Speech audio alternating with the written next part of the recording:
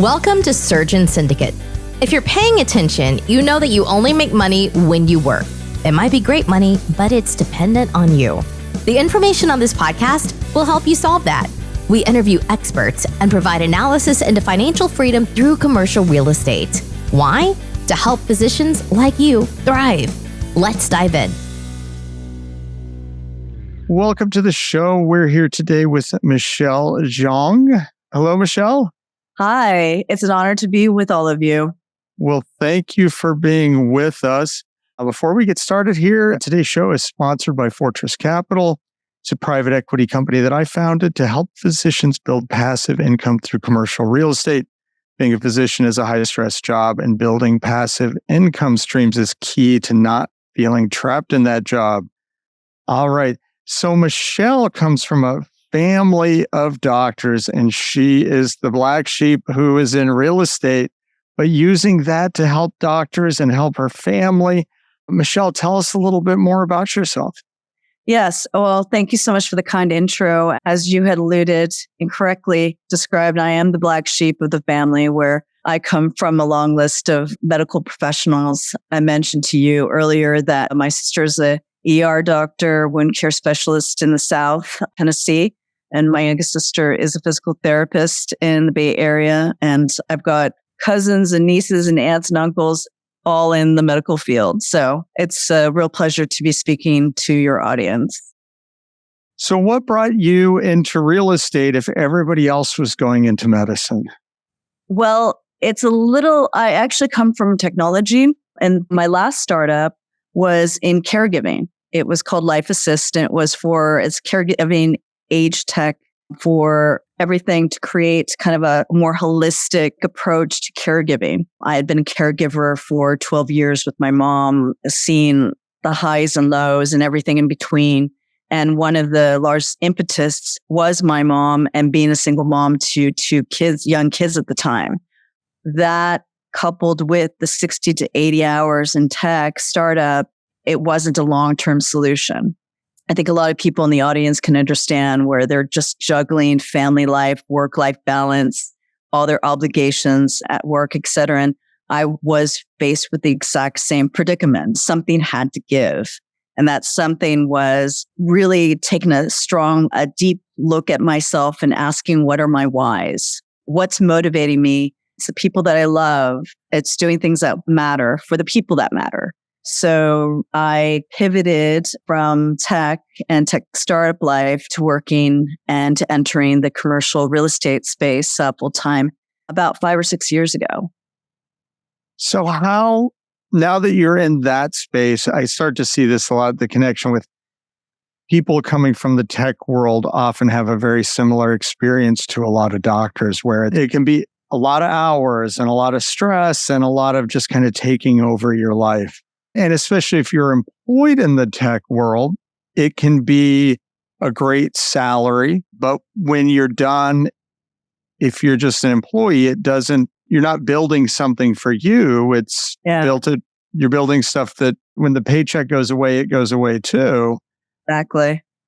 And I would say that the tech world, there's even greater risk, at least, to some degree.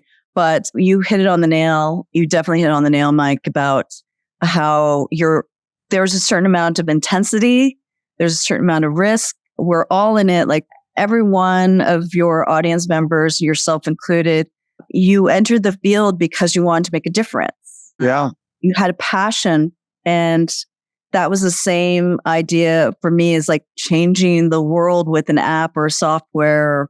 Now we're talking about AI, so AI tools. And at the end of the day, if you work, you get paid. If you don't, you don't. And I like to think that my future is one in which I can get out of the rat race. You smile because I'm sure that resonates with a lot of us. And that was my primary motivator, is searching for a career that I can be present for my loved ones, especially my mom as she was in her declining years, and my children, doing what mattered and still making a difference. And real estate was the best of all worlds for me. So with that, the idea of leveraging that bigger income stream into something that doesn't just go away when you stop working. So tell us a little bit more about it. This is just one of my favorite things to talk about. So I love to hear it from other people's perspectives about why you turn to real estate to do that and how real estate does that for you. Well, it wasn't just the benefit of building a passive income stream, because as you probably also know, there's no silver bullet. It's not an overnight success. It's a marathon, and it's something that in which you invest your time, money, and effort, and it accumulates, it compounds. So that's was something that attracted me, but also that flexibility. I was really, really looking for that flexibility in life that I didn't have as much in tech. So now that and we'll get into your real estate endeavors, but what does that do now for the doctors that you know, for your family? Like, what opportunity does the work that you're doing offer to them to help them get out of the rat race or choose their own direction? Well, I mean, I'm very close to my family. We don't really talk business. So as a full disclosure, we don't really talk business. However, it is something that I do speak to my dad a lot about. For instance, the passive income, being your own boss. I'm trying not to swear on this podcast, but everyone needs a blank you money or a blank you fund. And so that real estate had given me the ability and the opportunity to create that. Excuse my language. That's okay. You tiptoed around that nicely. So, it's an interesting when you start thinking about those streams of income. And that's really the big thing when you start investing in deals passively, is it becomes income streams that you don't have to work for. And I recently heard, I believe it was Peter Kim, who gave a talk at a conference that talked about buckets versus a stream. And I think most of the time we think about our financial freedom as having a big bucket of money. And how do I build it? So my bucket is big enough that I don't have to worry about a job anymore. There's inflation and you're like, I don't know what's ahead. So that bucket never seems like it's big enough. Perfect. Yeah. When you turn and start thinking about it as streams, and especially investing passively, you start investing and you seeing this stream of money coming in that you don't have to go punch the clock to earn. And then as you take that money and you reinvest it, the stream gets bigger. Bigger and bigger. And all of a sudden you start looking at your stream and you're like, wow, this is flowing pretty good. Yeah. It doesn't have to be a bucket. And if I keep nurturing my stream, now I can start cutting back on one side and the stream starts filling in. And it's a much more comfortable and less stressful way to look at not being trapped by your job and becoming, I love the term work optional. Yes. That I can go to work if I like it. I can go to work if I want to earn some extra more, but I don't have to put in 60, 80 hours a week anymore. I'm not tied to that. I think that the bucket versus stream analogy is perfect. It's one of the reasons why I actually got into the real estate space. And to be honest, I rebranded my company name to Fire Capital because FIRE, unlike the traditional definition, for me, it stands for achieving financial independence through real estate. So that whole concept that you mentioned about feeling at ease or peace of mind because you're growing that stream bigger and bigger, it's like each deal that you invest in through syndication or JV, because there's lots of different ways to get in for a medical profession to get into real estate. It doesn't have to be a single family home purchase, et cetera. And we could talk about that more. But there are two huge benefits. It's not only the cash flow of the stream of buying equity into commercial. I'm in multifamily, so I'm a syndicator. I also offer JV opportunities, and investors can passively invest and receive quarterly updates through that equity holding of that apartment building. But there's also on the flip side, there's the ability to protect that stream. And what I mean by that is there are huge, massive tax benefits that you've probably already aware of that you can offer to kind of create a bigger stream faster. And we've offered, even now, I mean, it's changing, the laws are changing, but it's still highly beneficial. I laugh because the whole ability to pay very little through real estate deductions is true. And it's something that's offered. It's completely legitimate and legal. And it's called bonus cost segregation, bonus depreciation. And would be happy to introduce any of your listeners as well as yourself to some experts in the field.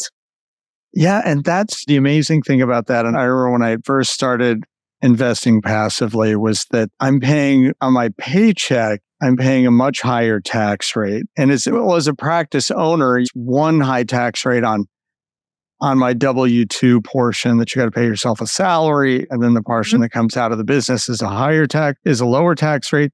But then I'm looking at the money that's coming in through real estate investments. And I'm like, well, I'm hardly paying any taxes on that at all or none. And it's knocking out some other that may even come with more depreciation than the money. And so I get to put it against something else. Exactly.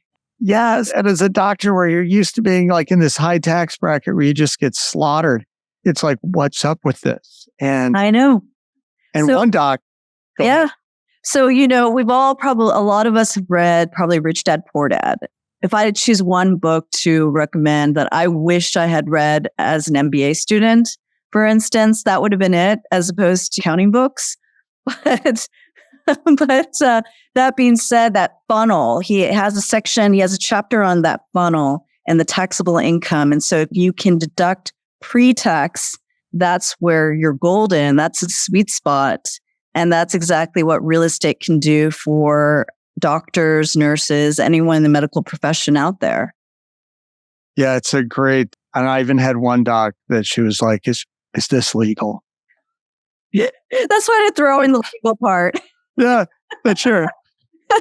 No. It's definitely legal. And you scratch your head and going, okay, this is great. Let's go into more.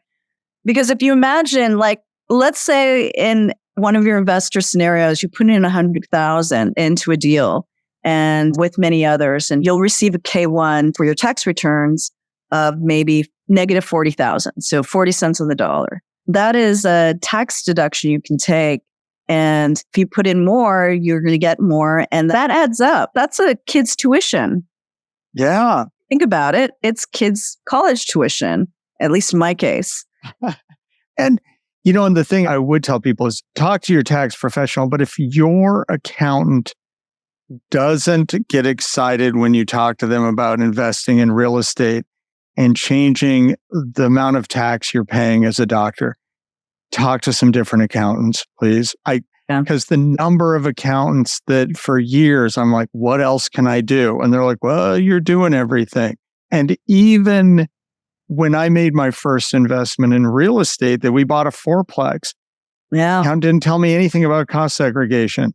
Then you find out a few years later, the good news is you find out you can actually go back and still do it.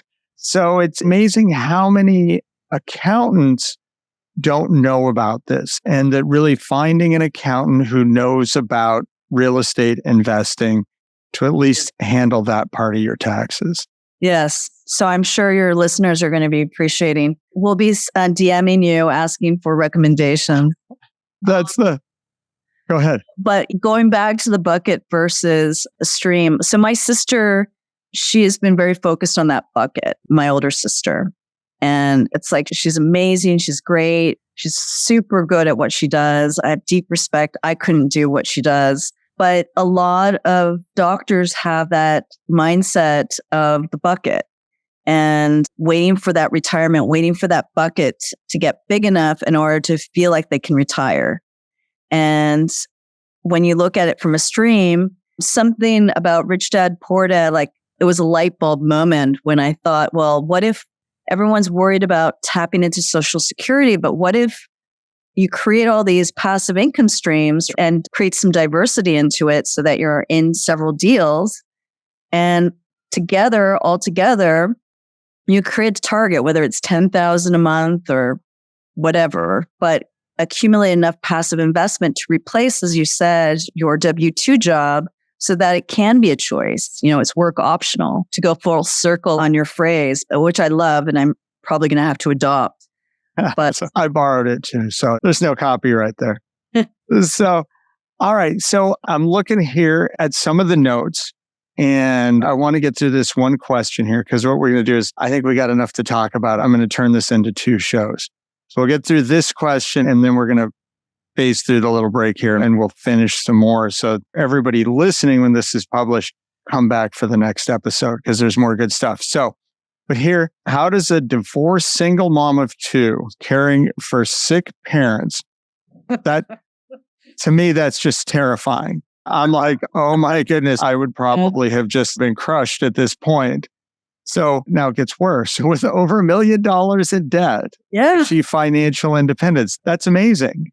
I can't say it was easy. And when I said that it was a hustle and a marathon, it definitely has been. There's a well-known author who I deeply respect, Viktor Frankl, who talks about the meaning of life. And when you know your why, when you know your purpose, that was my parents and my children, and trying to create this independence. Those are my whys. That's what gets me up in the morning. And that allows me to move forward. I'm very grateful that I was given the skill sets, like the foundational skill sets, like a lot of your listeners, highly educated. They've done the checklist, Yeah. Purchases of the house, maybe not the white picket fence, have like their 2 whatever children, been married, etc. And they're looking for, I guess, the pot of gold at the end of the rainbow. They've done their work. They want to be able to kick back. I unfortunately wasn't given those sets of cards, but I was given, fortunately, a lot of grit, a lot of resilience, patience, determination, and the skill sets that I took from tech, the analysis, the strategy, the persistence, to kind of never give up. And that's one of the lessons that I would probably share for active investors. So there's a difference between the passive and the active. I think I would, even for the passive, as a doc, when you're super busy, you're working a bunch of hours. And this is the way I felt when I first started. I was working 60 plus hours a week. My kids are in activities that I'm missing too many of them. Otherwise, you don't have time already for things that you want. And now you're like, okay, I want to learn how to invest in real estate. And it's like, well, I don't have time for that. But what I love about these stories, when you stop and look at what people who have really come through some hardship and busted through it, you're like, okay, I can. Do I have 10 minutes a day? Do I have a half an hour a day? I can start making these little steps and it picks up steam. And that's what I did. I'm like, okay, I'm going to spend a half an hour a day learning about how to invest in real estate. And a week later, I'm like, this is going to take forever. A month later, I was like, I'm ready to go. Yeah. Started investing in deals, learning from those deals. And 6 months later, I'm starting to get returns off of those. And I'm like, okay, where can I find some more money? There you go. So you brought up a really good point, and that's one of the key lessons learned. I carry this all the time. I'm a little old school, even though I'm in tech. I write my to-do list on this little journal and also some notes, etc. And there's always that one thing. There was another book called like The One Thing. Mm-hmm. And you write down, a lot of us write down things like laundry, groceries, just to clean the house, do some work-related deliverables, etc. But if you kind of flip the script a little bit and focus on like, okay, this is my end goal. This is like the purpose, and then backward engineer what my why is, what I end up wanting. So if it's 10K a month passive income stream, then how do I get there? And then kind of do it in mini steps. So as you said in your earlier 10 minutes. So is there one thing I can do that will move the needle just slightly towards that end goal of 10K? And that's kind of how you do it. There's no like winning the lottery. It's more, what's the one thing, the micro moving of the needle. Yeah. I think for docs, maybe it's tough because we've done that. If you went to medical school and went through residency, you had this goal way out there that you were working towards. But I think the big difference is that path was laid out. It's like you saw the whole staircase and you saw the different sections of the staircase and you knew you had to walk up the staircase.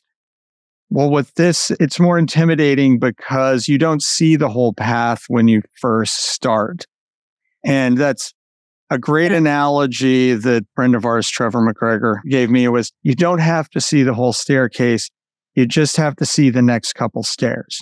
True. Because if you can see the next couple stairs and you make that little bit of time, you can take your time, climb up the next step. The steps beyond that will reveal themselves. And as you keep going, it reveal how far of a distance you've climbed.